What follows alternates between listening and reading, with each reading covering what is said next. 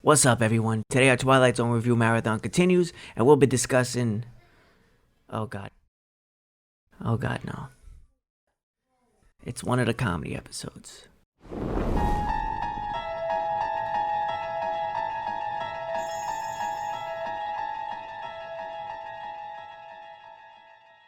In keeping with the spirit of a Twilight Zone marathon, it's about time we muddle through an episode that's not exactly on many fans' top 10 lists.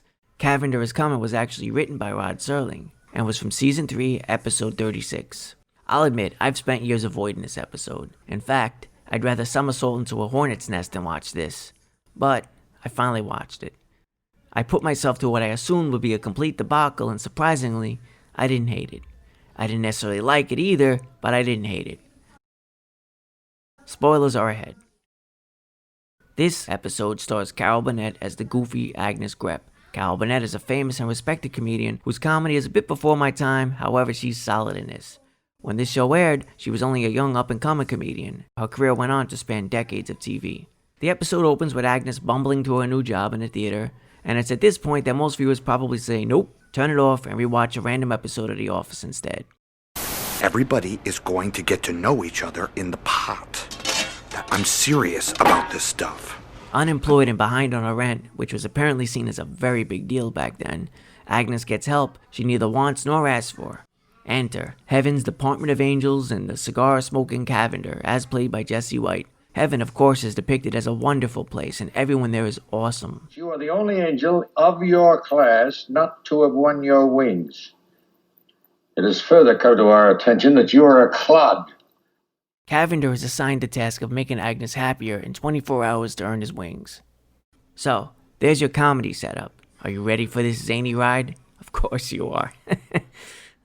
We have some situational comedy up front with Agnes struggling to learn necessary hand signals for her job as a hostess.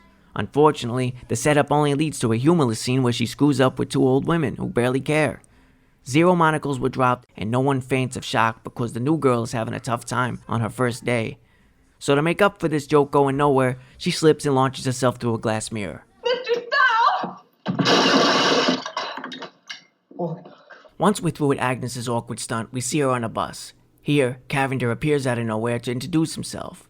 Let's stop for a second. Why doesn't she react in a humorous way to a weirdo appearing out of thin air next to her?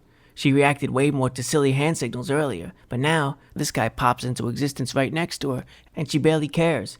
I think her lack of reaction to Cavender and his antics is meant to be a running gag. We see it a lot as the episode progresses.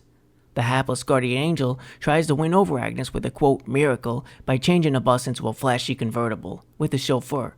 He goofs up a bit, and eventually they just revert back to the bus, causing the bus driver to resign. And by resign, I mean he does this.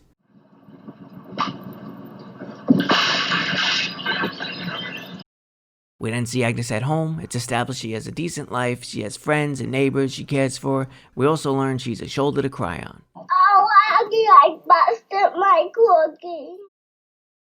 Later, in an attempt to fix Agnes's broken life, that isn't really broken, the guardian angel literally provides her with money, new friends, and a luxurious apartment. At this point, I became confused as to the extent of Cavender's wishy-washy superpowers. Is he a guardian angel or a bootleg Thanos? Anyway, Agnes's brand new life leads us on a long acid trip montage of rich people partying their rich asses off. Oh, and this guy, who is the equivalent of the horny skunk, Pepe Le Pew. Agnes shivering. Poor croaking bastard. the flash, will you? Ultimately, Agnes proclaims she was happy with her normal life, Cavender reluctantly restores everything to the way it was, and he returns to heaven. He doesn't get his wings, but he does earn approval. However, the head angel determines that he must go on helping other deserving subjects, and those will be his assignments for future evaluation. I guess even in heaven, it's a push-push business. Push, push, push, push, push, push. It's push, push, push. All the way, all the time, right on down the line. After finally taking the time to watch this episode, I found it to be harmless. It's cheesy comedy, not intended to be a deep, thought-provoking social commentary. The episode is obviously inspired by It's a Wonderful Life, except the main character isn't at the end of their road and suicidal. Agnes is just clumsy. She's a nice lady who lost a shitty job. This episode has a decent message. Money doesn't buy happiness, I guess. However, the message is muddied by a lack of focus, some pacing issues, and leaving out key ingredients. The main character, Agnes, doesn't seem unhappy, just goofy, clumsy, and awkward. She also has trouble keeping a job. But she's not in need of a visit from a guardian angel.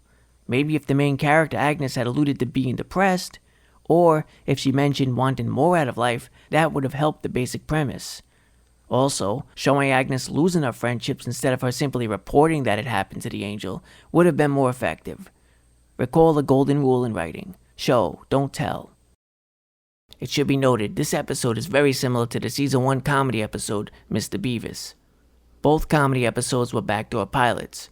Rod Serling gave it his best shot, but neither of these Guardian Angel stories would go on to become TV series. In the case of Cavender Is Coming, my guess is the reason Cavender didn't get his wings was because that was meant to be a lingering plot thread for the ongoing series.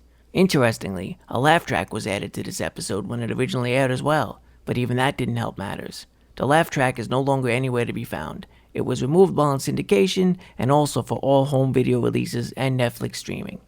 Don't get me wrong, I love comedies. When it comes to Twilight Zone, there are episodes that are more lighthearted, which I'm fine with. The comedy in this case just didn't work for me. I'd actually still recommend watch it for yourself. As I said earlier, I expected to hate this, but I only ended up not liking it. My rating for this one would be 2 out of 5 weird Carol Burnett faces. Now, in the spirit of comedy, let's see if we could put the funny back into this episode. Position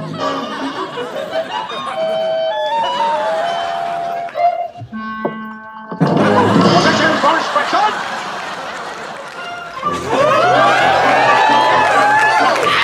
Button! Burnett! And the rest of you the same as yesterday. All right now. Position! Go! What do I do with these? Mr. Stout! Mr. Stout!